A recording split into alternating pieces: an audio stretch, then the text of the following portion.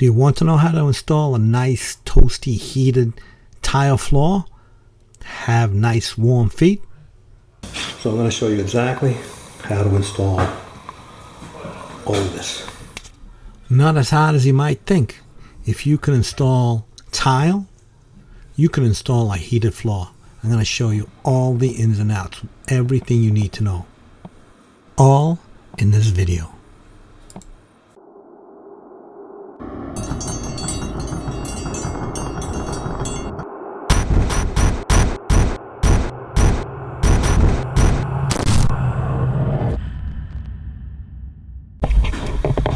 Okay, so today we're going to be installing Laticrete Strata Heat. This is the system with the wire.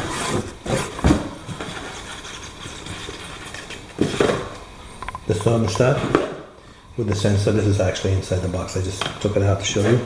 And then there's another sensor in here. So we get two sensors. The instructions. This is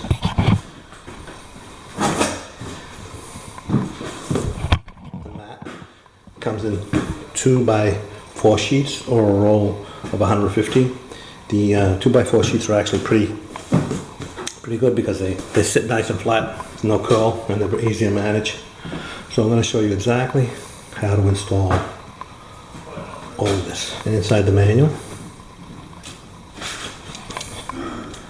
unroll the instructions, and this is the page that you're going to need to record all your testing. So you're going to need a multimeter. If you've got alligator clips, it's going to make your life a lot easier. Okay, so I need the wires, the two sensors, and the wire to test. This I can put away for now. I don't need this till later. Okay, so take the wire out of the box. So these wires come in both 120 and 240 volts. You want to make sure you have the correct circuit. Always to be installed on a dedicated breaker. So just gonna unwrap that. Grab your leads. And read the resistance on here is 15.6 ohms. That's what we're going to test. And you're going to test this 3 times. Once when you take it out of the box, once when you put it in the mat, and once when you install the tile. See here, 15.6, and it has also the model number on there. And you're going to find that model number, and there's a chart. So I'm just going to mark that, which is this one here. So that way I don't get confused when I'm looking it up. So as I said, the reading on here is 15.6, and it has to fall when you test it. It has to fall within this range here, 14.8 to 16.4. So let's test it. So I'm going to set my multimeter on 200. Connect. What is it?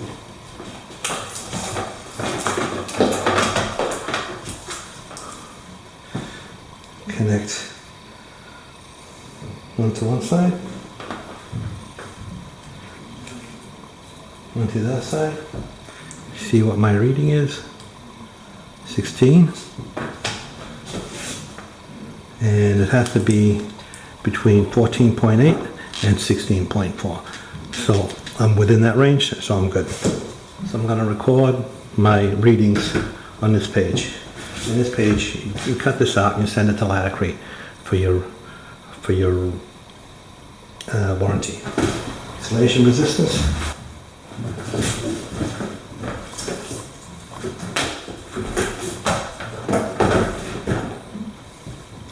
Set your meter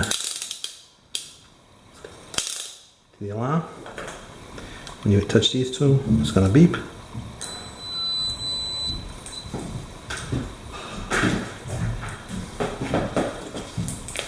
So if you put one on one lead and the other, no beeping.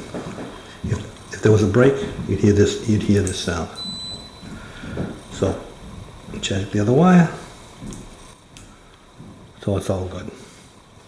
Depending on your meter, the reading will either be I or OL to indicate there's no grounding of the ground wire to the leads. Here we're going to write that pass.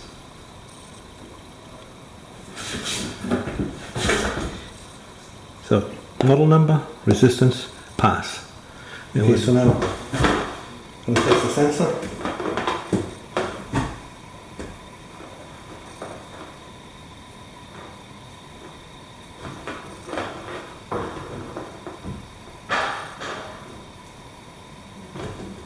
We'll set this to 20K, 14.4, and I record that in here. Okay, so this is the first test.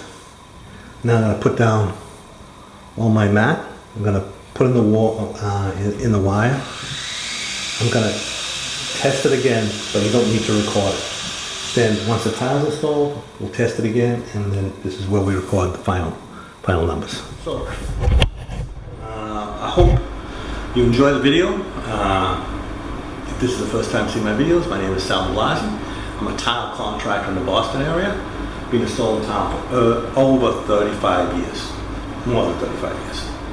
So check out my YouTube channel. I've got almost 800 videos, all to do with tile. Leave your comments in the comment section.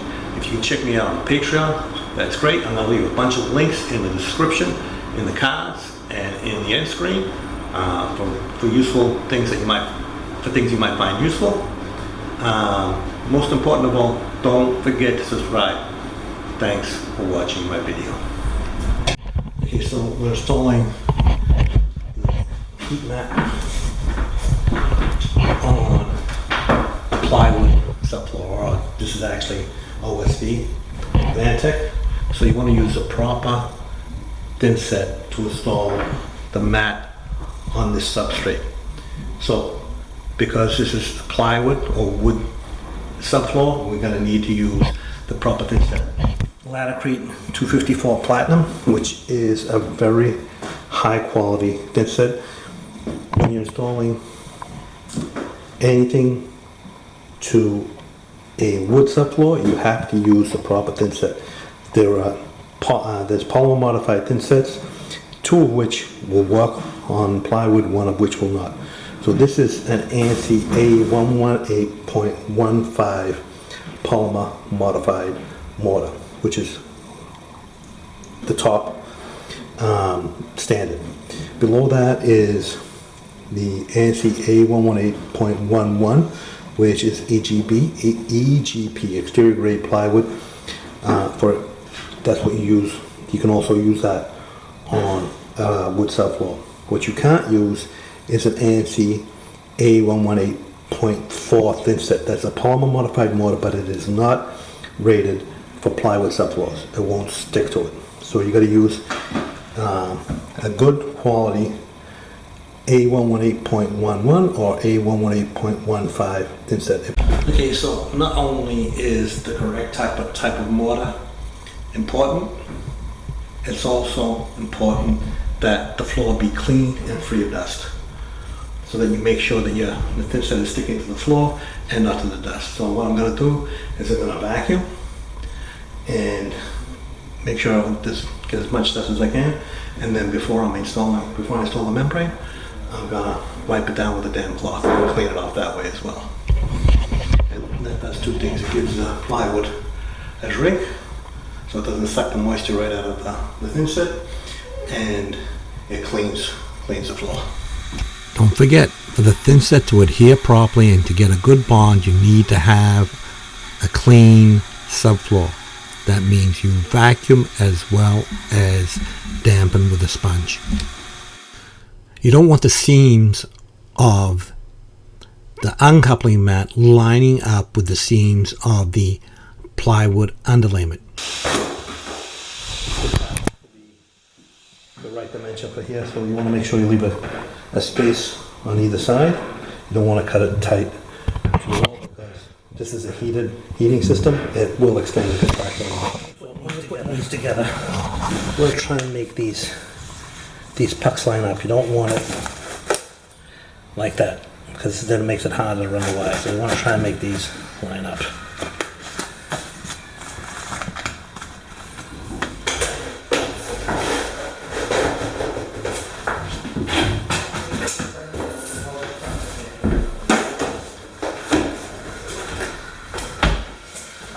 Try not to line up 4 corners and then stagger it. These are easy to use.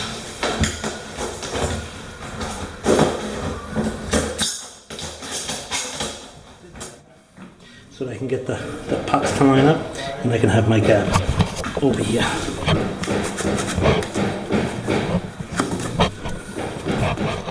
All cut in. Now it's time to cement it down. Okay, so the recommended trowel is 1/4 by 3/16 V-notch. I don't have one of those, so I'm just going to use a 1/4 by 1/4.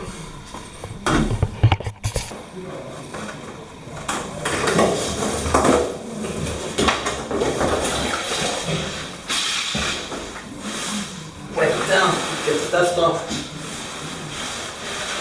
We'll give it a drink.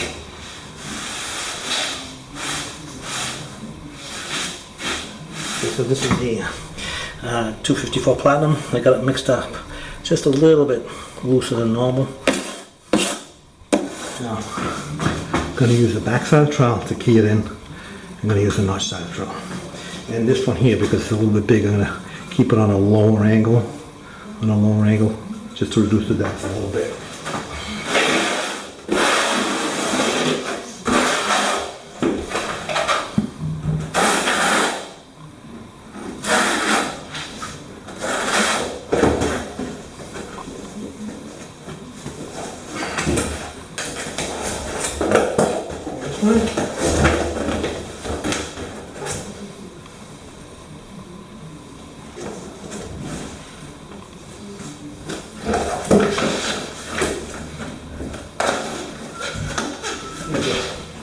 A wooden float to push it in.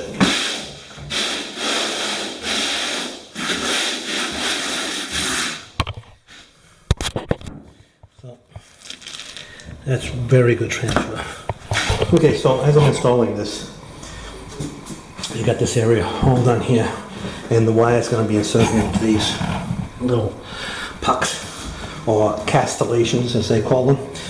The thing to know about this stuff is actually an uncoupling membrane. So this actually uncouples your floor like a regular uncoupling membrane, but it does it incorporating the heat wire. Okay, so I'm getting ready to put the wire in. So this is the cold side that goes in the wall, and this is the cold splice, and this is the hot side, all this, the blue is. So this has to be in the mat. I'm going to show you how to do that in a second. And the other thing that you have to take note of is that if you have conduits from the box down to the floor, you need a separate conduit for the wire and one for the sensor wire. You can't put them in the same conduit because you could have some electrical interference between the two and throw it off. It can't happen. So just something to be aware of. If you've got conduits going from the box to the floor, has to have 2 conduits, or you can have 1 conduit, have the wire go up the 1 conduit, and then just have the sensor wire going up in the cavity wall and into the box. Okay, so I got my area marked out. I got a line, just so visually I can see where not to go. The vanity is going to be in this area here, so this is the closest I can come on this line. So now the minimum is 3 inches, but you can stay. The minimum is 3 inches, but you can stay further away because you're not going to stand like right here. So you could even stay like six inches away from the wall, and you'd be fine.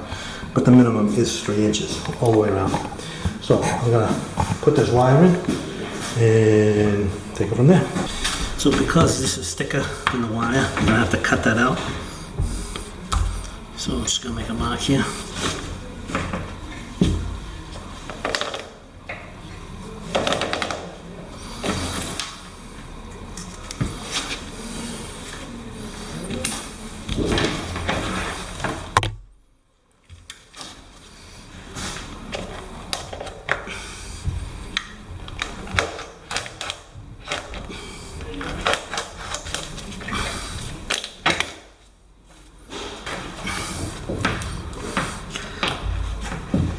I'm gonna snake this in afterwards.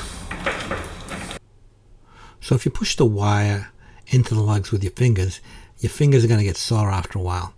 So what I use is a plastic speed square to help me push it in, or you can use a float or even a wooden trowel. You don't want to use something that could possibly cut or damage the wire, like a trowel or a putty knife. These are the options for the wire.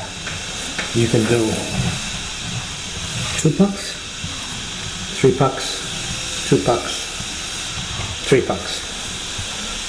Or you can do 3, 3, 3.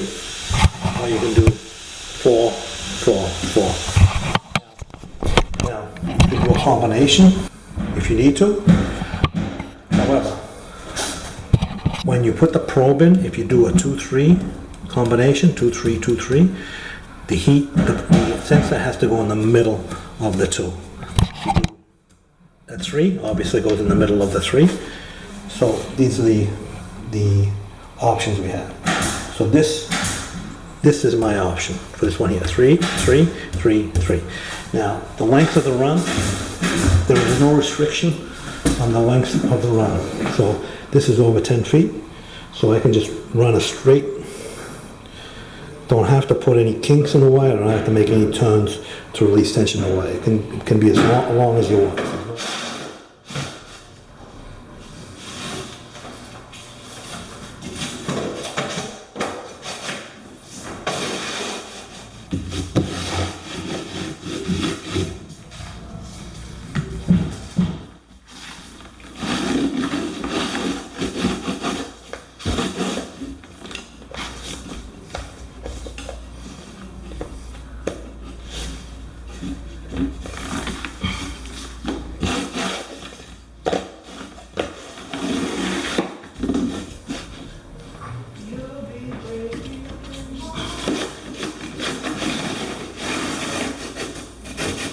So this little white marker here on the wire, that tells you that you're halfway the length of the wire. So you just take a quick look around. This is the area that I got done, and that's the area I need to get done. So I look like I'm actually in pretty good shape as far as the amount of wire. You can always just pull it up and reconfigure it if you have to. It comes up really easy. So this is a little bit fatter as well. So I'm gonna mark it.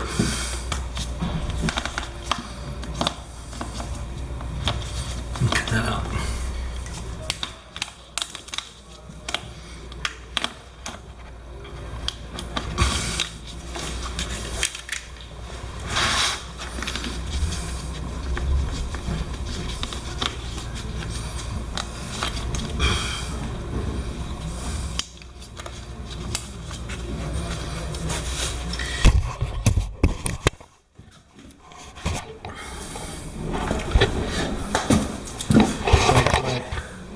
Wire all down. So the sensors have to be at least 6 inches in. So I'm going to actually put it a couple feet in. So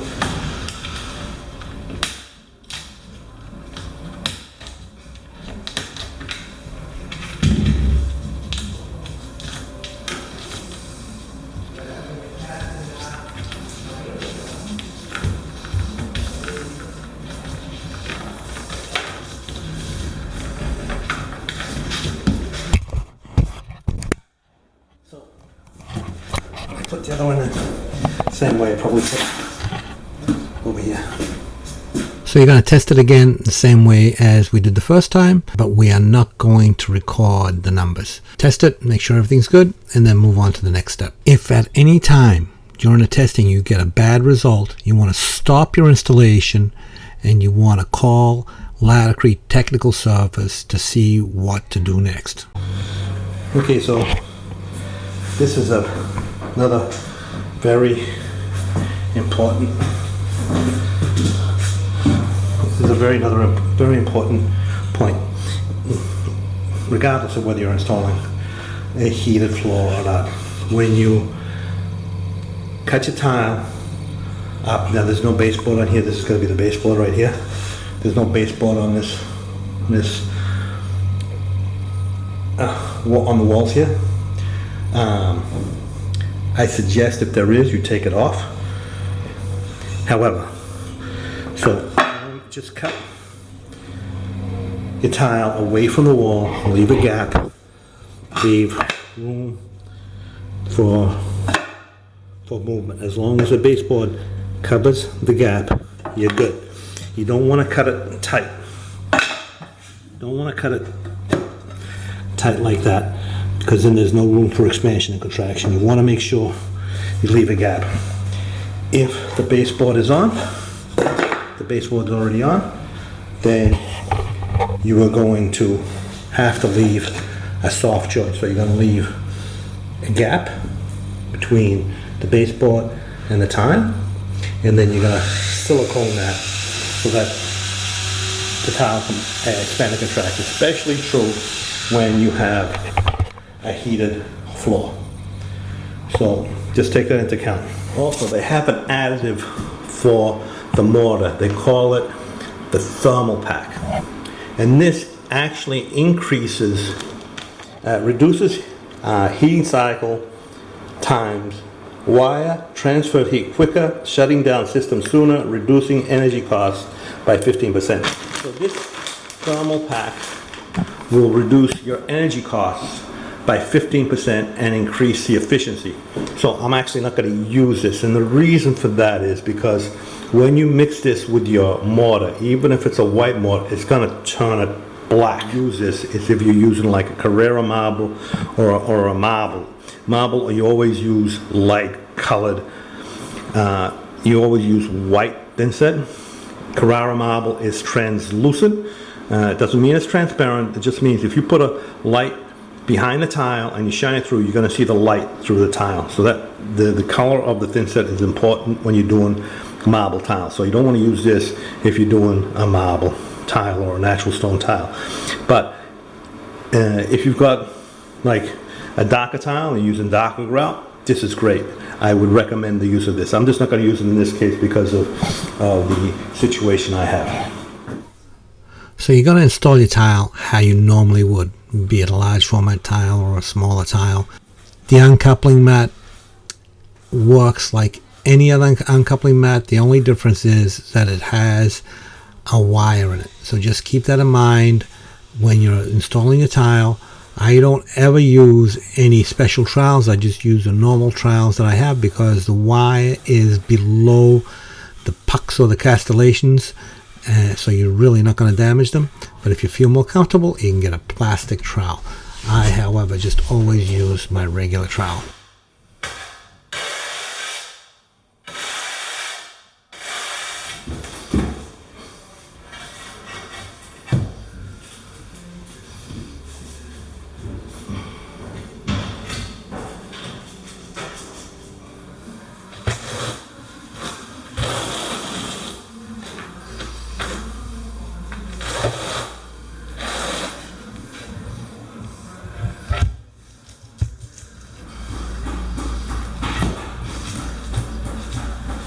So once you have the entire floor down, you're going to test for the third and last time and record those results, and your Strata Heat installation is complete. So to end, just grout and apply your silicone sealant as you normally would. This is the finished bathroom, just in case you were wondering, with the shower and the heated floor. So Hope you enjoyed the video, and check out the description for some useful links to products and other good information. Thanks for watching.